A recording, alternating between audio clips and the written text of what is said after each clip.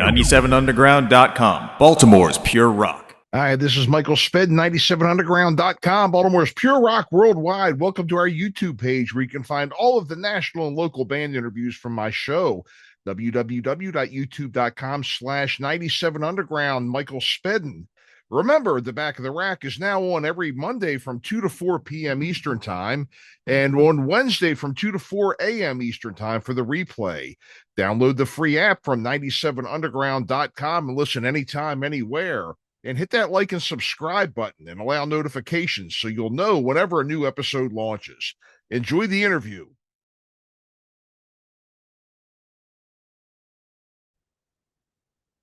Hey, folks, Michael Spedden here. Tonight we had Christian Shields join us to talk about his brand new single and all kinds of other things that are going on in his world. It was a great interview, and I enjoyed speaking with him. He's from Austin, Texas, by way of Warwick, Rhode Island. And we really had a good time talking about stories from the road, Spinal Tap moments, recording, and a whole bunch of other things. So enjoy the interview, and all of his contact information, or should I say social media links, will be in the show notes of the episode. So folks, enjoy our episode with Christian Shields, and we'll see you a little bit later.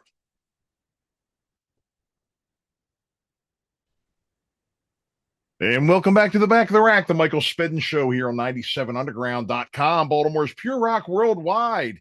Today we have Christian Shields joining us. Christian is out of Austin, Texas. He's been played on 97 Underground before. We've given him a pretty good reception from what I understand. You know, he went to #1 on our lists over here a couple of times with a few of his past singles. He has a new single called Fall Like Rain, which is out, which we're going to talk about today. And welcome to the show. It's good to have you. Thank you so much for having me. I'm glad to be here.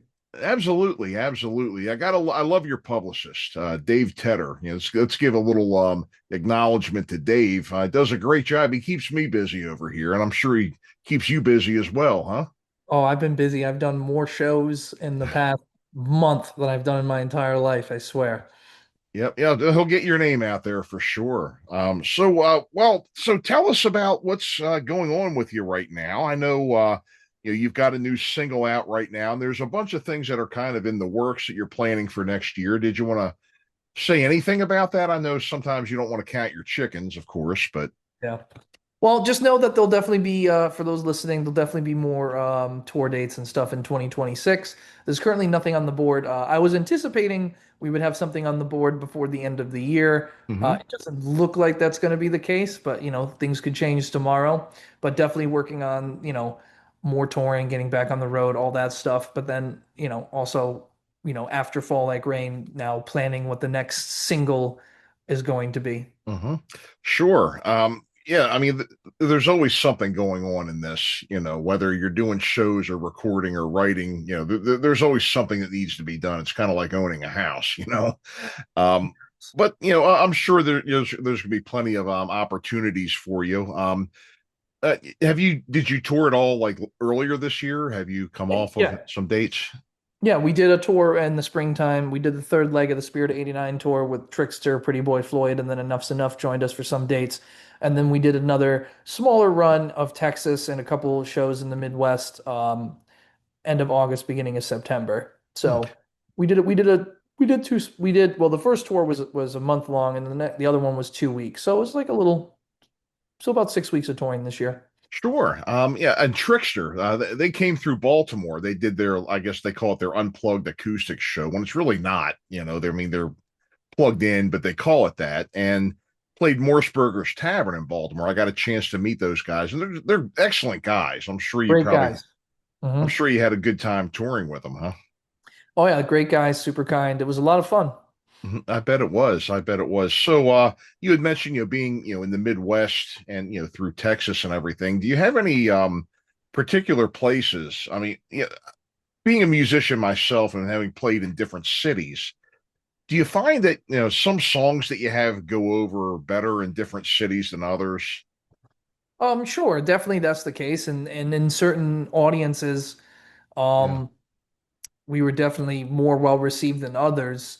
I wouldn't necessarily say that we weren't liked, or right. that I weren't liked, but we played it. There was one show in particular we did play in front of a tough crowd. They Hmm. they enjoyed it, but we got no reaction from them the whole show. Like they were flat, if you know what that means. Like just no response. Oh Like yeah. between every song, you're trying to get the crowd to scream or whatever. Hmm. Dead silent, nothing, and Mm. it's just like my Yep. guitar player was just struggling. He's like, "What's going on?" He's like, "Do they love us? Do they hate us?"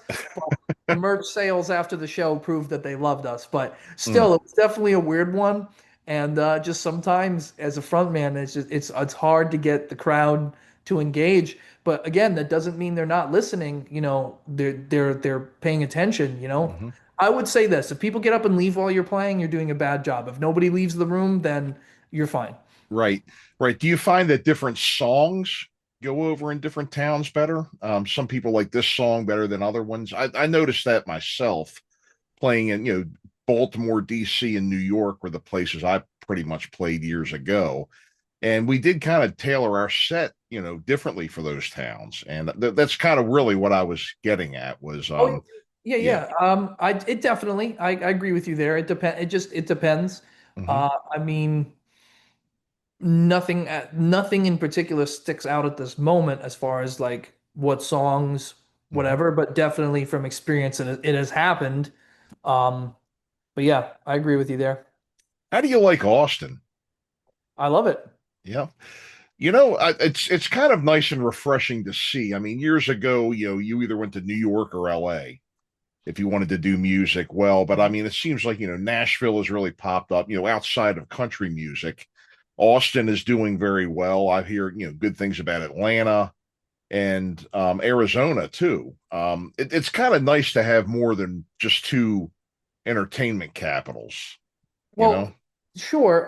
But Chicago's got a great scene. I played there twice this Oh, year. Both yeah. shows were absolutely insane and packed. And you know, I understand New York and LA kind of being more of the cultural hubs of the country, but as Yeah. people are moving away from those cities, the cultural hubs are moving, further west from New York or further east from LA or to Hmm. California. That's why you said, like, for example, Arizona, the people that can't afford to live in LA or don't want to live in LA anymore, they move to like the Phoenix area. But I would say Austin is booming because it's become more of a tech hub. All the social media companies are moving here, all that stuff, Hmm. and there is a big like cover scene, and it's very there's a big indie scene here too. Hmm. It's not so much like country or rock, but you can be anywhere. This is a great place to be because it's kind of in the center of the country, meaning that you can fly anywhere pretty much in North America Yeah. out of Austin and be there within 4 hours, like Hmm. max.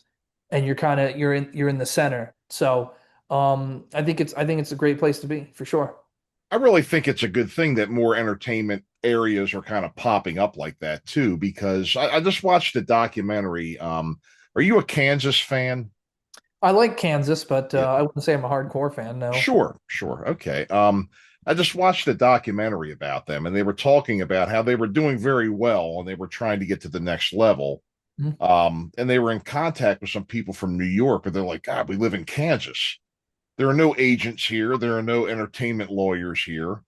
But I guess that's really changing now with all these new cities, kind of, or cities that are getting to be more and more entrenched and being more and more of a player in these scenes, and the industry kind of going to these other areas too. Mhm. Yeah, for sure. Yep. Um, well, that's good, and I think it gives a lot of people opportunities that they might not have had, living in some of these more remote states, where they can just travel a little ways and be somewhere where they can really boost their career and everything. So when did this start for you? At what age did you decide, hey, I really want to do this?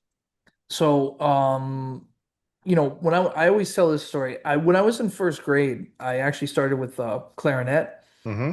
I don't know really why I got into it. I can't remember. I'll have to like check with my mom about that to see like if she remembers in particular what I said. But Yeah. I remember when I was 11, about to turn 12, my dad had this bootleg tape of Kiss on the Love Gun tour. It was September 2nd, 1977, the Summit in Houston. It was the second show. And he put on this tape one day And, I just saw them come down the stairs. I saw Paul Stanley strumming chords and pointing at the girls. And I said to my dad, I want to do that. So then, I traded in the clarinet for a guitar. That's pretty much the short version. But that's when I decided I wanted to do it. It's just to me, I was like, that's awesome. And I want to do that. And my Hmm. parents have been and continue. They've been supportive the entire time. No kidding, no kidding. Sometimes, I guess, when I was growing up, my parents were kind of very cautious about that. But then again, they grew up in the time where they thought the Beatles on Ed Sullivan was the most outrageous and horrible thing you could ever imagine. Mhm. you know, um, so you're, I mean, I guess it really helped that your parents were fans of, rock and roll too. Of course, my dad was a Kiss fan, and my mom is a big hard rock fan. So they were always listening to some type of hard rock or metal when we were growing up. And Hmm. my mom listened to a lot more pop stuff and singer-songwriter stuff and all that than my father. Hmm. But yeah, I mean, they definitely planted the seeds for sure. And what else has inspired you? I mean, you had mentioned, of course, Kiss. You saw that, and that made you kind of decide what you wanted to do. But what else? Were there any other bands back in those days in your younger years that you listened to that really gave you more inspiration? Well, Def Leppard, Zeppelin, Cinderella, Hmm. Danger Danger, and then Justin Hawkins from The Darkness. Well, The Oh, Darkness in general, yeah. oh, yeah. Hey, those are all great choices right there. Those are all definitely great choices right there. And did And then you? of course, not to cut you off, Michael, but when you then my brother was older, so he always came home with like new music. I mean, he listened to a lot of emo and death metal and stuff that was big at the time, Hmm. but he would always just find these random bands from all different genres of music. So Hmm. he would buy their CDs or get demo tapes and stuff, or the CDs would pass out, so we would listen to that. But then like obviously when I got into those main bands, Hmm. then you started doing the deep dive and started going through all the different bands and discovering more of the quote unquote obscure bands. Right, right. That's pretty cool. I kind of had a source as well too. A friend of mine's older brother worked in a record store and would always bring stuff back, even bootlegs and stuff that was hard to find. Mhm. Sometimes he had access to the plastic machine and he could reseal some of them, put them back on the shelf after we gave him a listen. But we would spend time, growing up, nothing like being 12 again, hanging around with your buddies, playing pool and listening to records. That's what we did. And Yeah. all the different ones we were exposed to. I mean, it was just, and, the thing is, the 80s, especially in this, this genre of music was such a golden time. The thing is that a lot of people, don't, you can't forget that there's a lot of great things still going on now, you Yeah. know? Yeah, I agree with that. Um, what's interesting is like, for example, when they coined the term hair metal, back then none of those bands were known as hair metal bands, which is Right, which is right. interesting to me. So to your point, especially with because you were talking about the different eras, but because of, the internet and because of social media, you have a time machine in your hand at all times. So everything is relevant at all times. Hmm. So, you know, I think reason why a lot of those bands, there's like a resurgence in their popularity and all that stuff is Hmm. because of, like I said, because people can rediscover it easily with, social media and all that stuff. Yeah, they sure can. And YouTube has, so many things just archived on there. I mean, you can go on there and just pretty much find just about any concert or videos or Mhm. songs that you want to that you would ever want out there. And And because of that, everything is relevant at all times. it is. There's no longer like, oh, that's from 88. So it's like no, it's like it's relevant now because of it becomes timeless. It sure does. It sure Mhm. does. So you have a single, "Fall Like Rain." It's a great song, by the way. I've was listening to it, since we've been connected and getting scheduled and everything. I've listened to it quite a bit, Thank and you. it's very well done. Very well done. Where did you record this? So this was recorded at Assembly Line Studios in Dripping Springs, Texas, outside of Austin. Hmm. Producer Kevin Gutierrez. He's worked with Paul McCartney, Shinedown, um, Raven, OAR, Miley Cyrus, Brett Michaels. I mean, the list goes on. Raven, the three-piece band with Wacko on the drums. I guess he's not there anymore, but that's I, I'm not familiar with them too much, okay. Yeah. but yes, it's the legendary metal band that Metallica opened for. Yes. Oh yeah, of course. Yeah, yeah, that's them. That would be them. I Mhm. don't think he's with them anymore, but their drummer used to wear full hockey gear and play, and those guys were just a mess on stage, constantly running into each other. It was a very physical show, and So that's I've heard. really cool. Yeah. That's really cool. So, well, why don't we go ahead and give this one a spin? This is Christian Shields, "Fall Like Rain."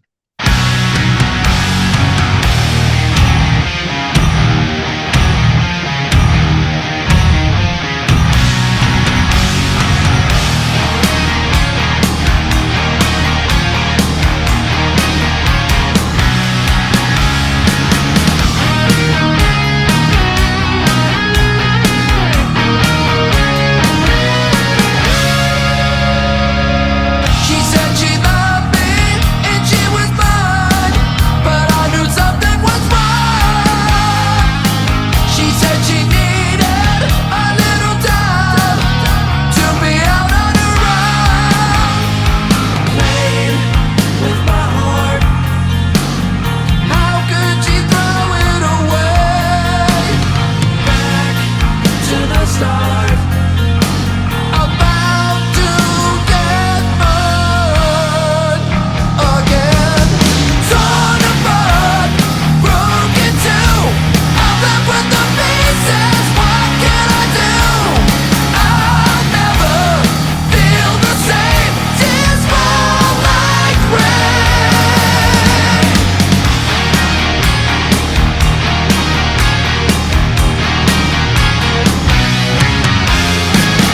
She said she's leaving, she wanted more.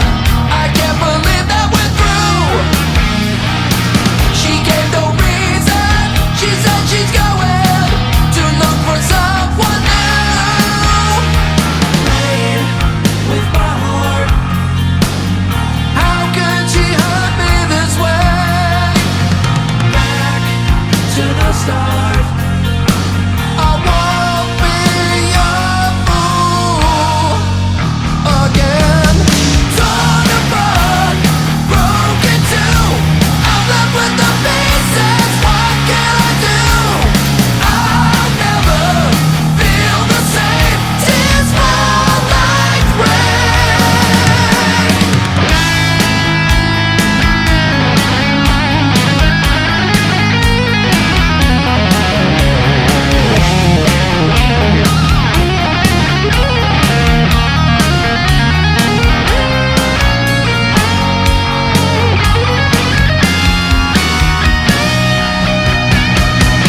Torn apart, broken too.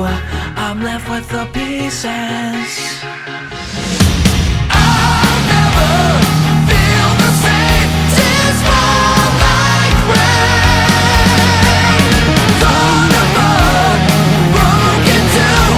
I'm left with the pieces. What can I do? I'll never feel the same. Tears fall like rain.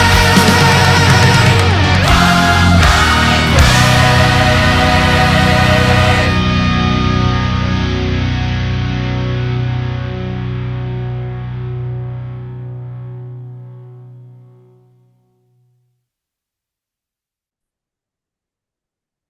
Oh, great song, great song. So, one thing I like to ask people, and this is something that seems to be common, in this industry with bands and acts that are touring and everything. Have you ever had any Spinal Tap moments? Well, there's two in particular that come to mind, and it's definitely happened. So a lot of times when you show up to a show, like, typically, especially when you get up to, like, we'll call it the higher levels, Hmm. usually, like, the venue has like a stage plot. So, because they ask you like, what gear are you bringing? Because especially Hmm. with the bigger acts, a lot of times, you'll stage the stage, so to speak, where all the gear is all set up on stage. Hmm. Basically, as each band finishes playing, they take gear off, and then the headliner's gear is left. It's just meant for efficiency and space and all that. Certainly, yeah. So we were opening for Dangerous Toys um, at this theater, I think it's Grand Stafford Theater. Is that the name in Bryan, Texas? And for that show in particular, there was supposed to be a backline drum kit for us because the stage is kind of small. They Yeah, don't have a yeah. lot of room. So sometimes venues will provide gear. And so we didn't bring one. So when we get there and we're talking to the guy, the stage manager, the production manager that runs the show, we're like, where's the drum kit for us? Because we're not going to use Dangerous Toys' kit because that's not part of the thing. And there was another band, luckily they let us use theirs. But before I could finish asking the question, where's the drum kit? Hmm. Cut me off like where after I said where is, cut me off and said, hold on a second. And right then and there I was like, oh man, you just knew it couldn't be good.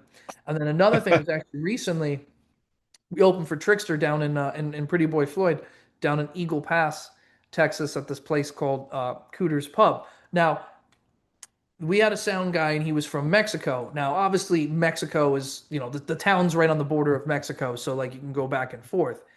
But there's always a chance if you cross the border, there's always a chance you might not be able to get back. So the reason, like at least in a timely manner, and the reason why I say that is we're supposed to go on at 8 o'clock, open the show, Hmm. and there's no sound guy. So I asked the owner of the club, and we're like, "Hey, where's the sound guy? We're supposed to start." And then again, that whole hold on a second. So you're like, "Oh boy, what's going on?" And I guess he was like, he just like gets off the phone. He comes up to us and he goes, "Oh, he's in Mexico." We're like, "What do you mean?" It's like he went home. So it's like, dude, he's gonna come back. So thankfully, because he was right across the border, he got back, within 15 minutes of that call. But again, there's always a chance. Oh, So yeah. just like, oh man, it's just little things like that. It's just funny, you know. But yeah, I guess those are two.